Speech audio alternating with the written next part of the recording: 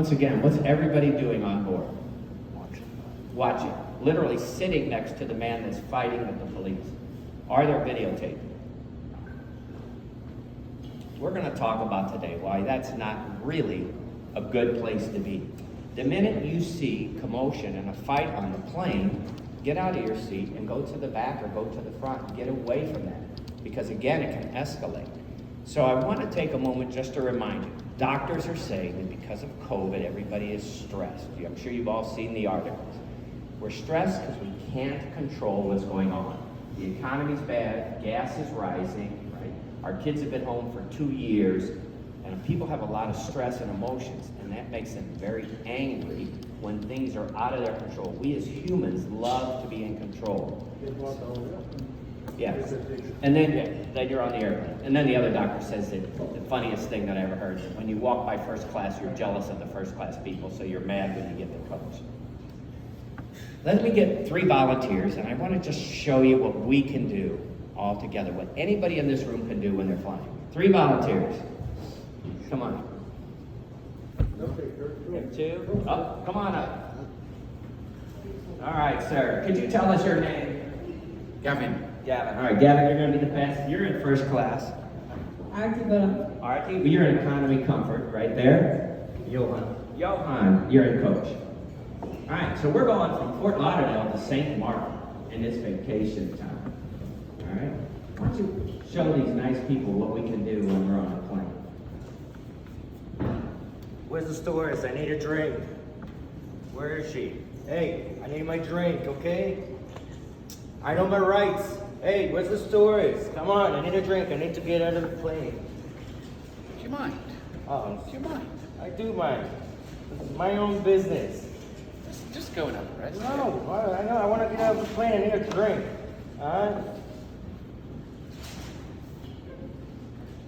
calm down. My own business. Who do you think you are? I know my rights.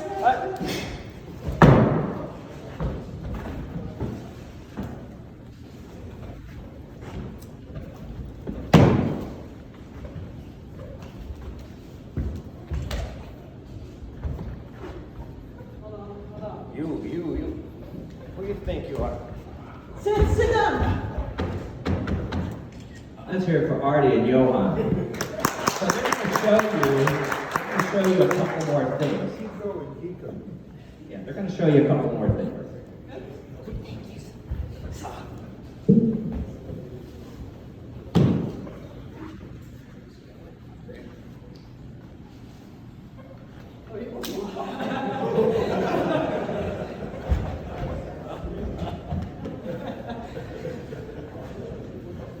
Spontaneous is always nice, right?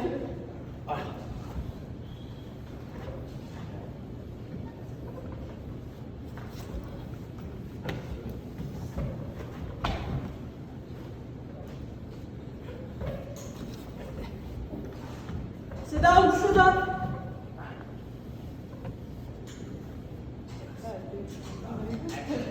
I'm going to let them talk to you. Anybody can do this. They assured me that with only 3 lessons, we're going to be that good. Now they've been doing it 20 plus years, and obviously not your passenger.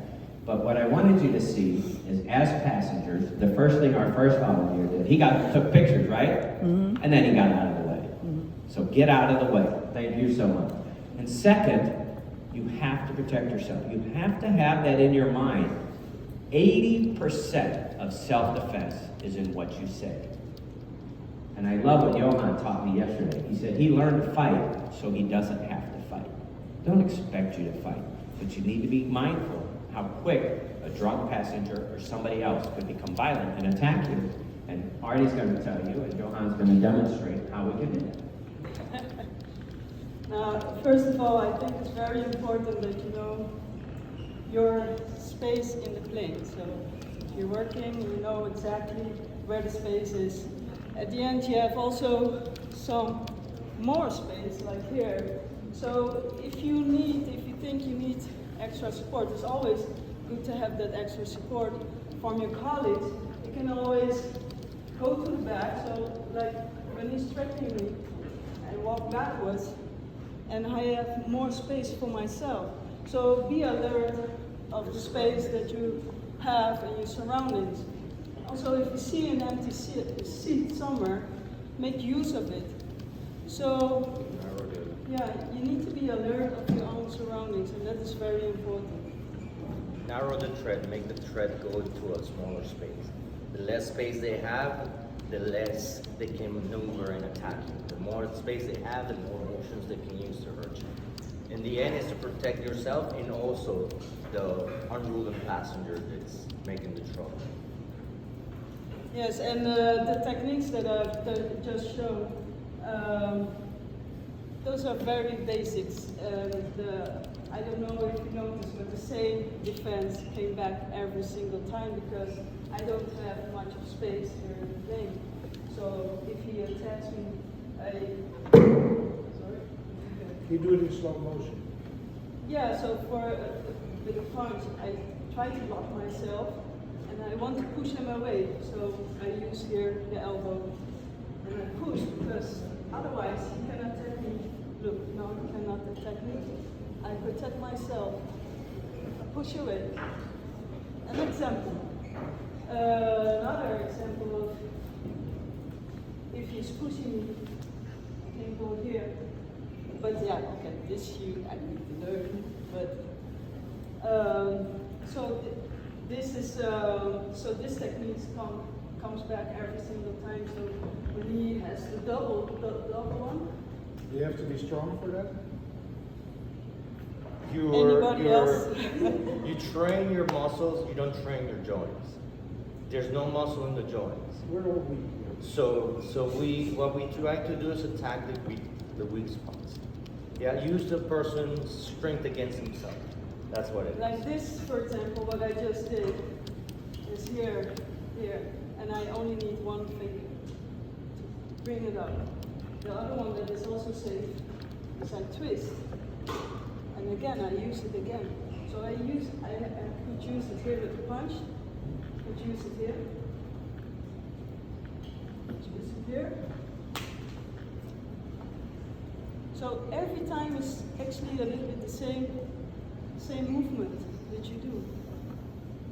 So just critical points are just pulse here, you Yeah. grab that one, Yeah. and they And there is of course more push here. Using sensitive points areas. And from the side, here. Don't make him look, otherwise he can attack you.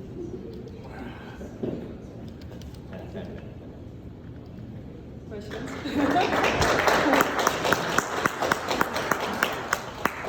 Great job, thank you. And I think, one thing she noticed too, and I think you guys saw, the first thing is put your hand up and say, get away.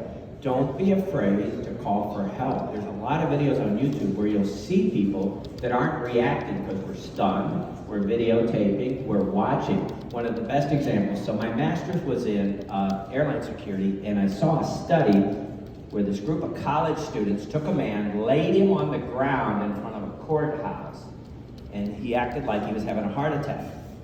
And the first person that came up and was talking to him was saying, "Are you okay?" very quietly, and people stood around. Nobody did anything. Did anybody see this study? It's on YouTube. Nobody did anything. People just stopped and gawked.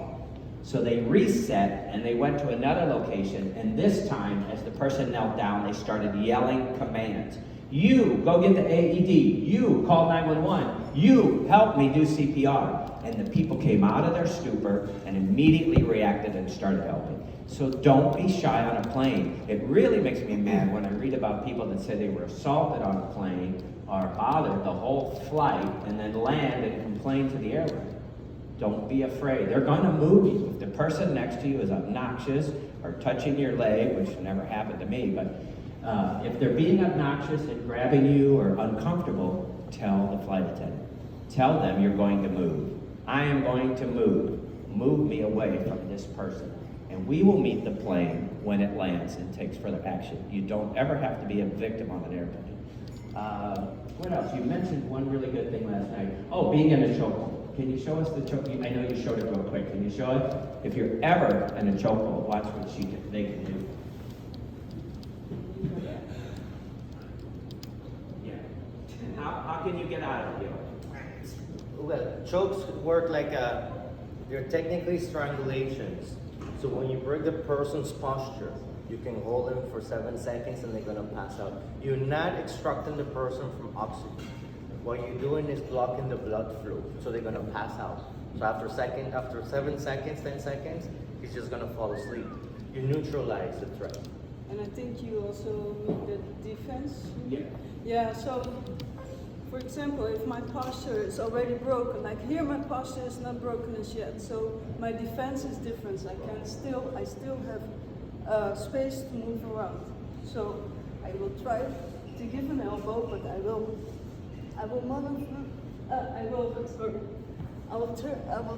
turn around here. But if my posture is already broken, like this is very difficult now, because now I cannot move around. But what I can do, so first of all, always make space for yourself. Yeah, you need to clear your throat. That is very important. So here, yeah, I lower my body, my center, and I push. So I push with, you're not there, okay. So I push with my back, I push him. So now I make him walk, so I'm getting the space, creating the space for myself. And that is very important. Here's a little bit more difficult to show again. So here, normally if you would not be in a plane, you would throw yourself. But now you're in a plane, so it is difficult. But just to stand here and do nothing is not an option. Yeah, so you need to do something. So.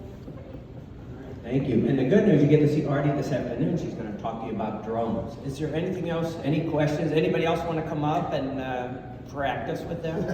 Always looking for volunteers. Yes, ma'am. Okay, so there have been many, many reports of sexual assault on aircraft, and you said don't be a victim, etc. Many, women have taken sleeping pills, it's a long flight, etc., and then they wake up and realize something is happening to them. So when you're in that type of a situation, I've been collecting articles on this for a couple of years now, and when you're in that type of situation, obviously the first thing is to scream or call the flight attendant, but what do you do, besides breaking the guy's nose? Well, we teach them, the first thing, obviously the woman's afraid. Right, and they're absolutely. afraid to ring the bell because they don't want the guy to be mad at them. Right. Got to use an excuse to go to the restroom. One of the best stories I saw was, first of all, I blame the passengers around you for not paying attention. A lot of people see things and they also don't want to get involved. They should bring it to the flight attendant's attention. Say, hey, that woman's sleeping and this guy looks suspicious to me, or his actions. You might have saw the article where, especially around, so in the United States, we have Super Bowl. Super Bowl is the #1 trafficking incident. It's a great time for the human traffickers to bring in young girls to be sold as sex slaves. So a Frontier Airlines flight was headed to Tampa, and the flight attendant saw the fear in this 15-year-old girl's eyes, and she said, do you need to use the restroom? And she had written with lipstick on the mirror, do you need help? The young lady went in the restroom, the sex trafficker was watching her like a hawk, and the lipstick was there, and she wrote yes, and went back to her seat. Excellent job by the flight attendant. So immediately when they landed, the FBI was waiting. But, as Catherine mentioned, you don't want the assault to continue on the plane either. So we taught the flight attendants at this other airline, they need to move the woman or the man right away. Get away from the incident. We can't avoid it. The excuse that some people say, as you probably saw in the article, is, oh, I thought they were a married couple. I thought they were together. That's not a good excuse either. So don't be afraid if you wake up. Yes, sir. So in this age of overstuffed flights, what do they do if there's no seats on the plane? You make a seat. There's no excuse. I've been in this business 20 years. I was a manager and a security man. You make room. Somebody's gonna move. You move somebody.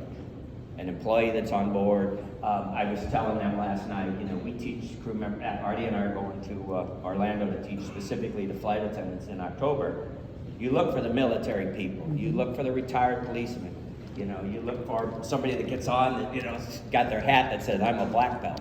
You go find that person and you say, I need you to do me a favor. You're gonna sit next to this guy until we land. I don't recommend taping them to the seat. You probably all saw that one too on Frontier. Taping them to a seat is not safe in the event of an emergency because they can't get off the plane.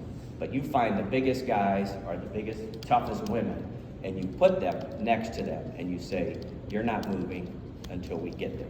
Pilots never allowed to come out. Bud and I were having this discussion. So I want you to kind of think about, 9/11, what happened real quick. Is we were teaching, I was actually teaching security before 9/11. If a hijacker comes up, what did we do? We opened the cockpit door, remember, and we let them in. The flight attendants were told to do whatever they want. Pilots let them in the cockpit. We learned on 9/11 that can never happen. So the training became, under no circumstances do we ever open the cockpit door. But what do you think would be a really good ruse in the back of an airplane to get the pilot to open the door? Killing everybody. Right. Hey, they're killing people back here. They've got the flight attendant held hostage. Open the door or I'm going to hurt more people. We can't open it. Why can't we? Because now you've given the hijacker control of the airplane. A fight on the airplane with Junk Rohan, he's going from Fort Lauderdale to St. Martin. That would be a wonderful way to distract everybody from what's going on, right? They start fighting in the back of the plane. All the flight attendants go to the back of the plane. The bad guys get up and go towards the cockpit door. That's why we teach situational awareness. Don't get sucked in. Don't look. We did that as policemen too. They called it a draw. Somebody would call in and say there's a robbery on the south side of town to get all the officers to rush down there. And then the real robbers would go rob something, knowing that we're 10 minutes away, 15 minutes away. Yes, sir. Did you have a question? No. Did you want to come back up and try it again? You can be Johan this time. Switch. Yeah, switch positions. Back shoulder. Me too. Is there anything else we can do for you before we go?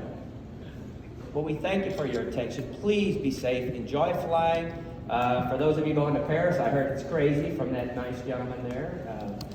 Orlando's crazy. It's not going to get any better through the summer. So just be careful out there. Try to enjoy it. Thank you so much for your attention.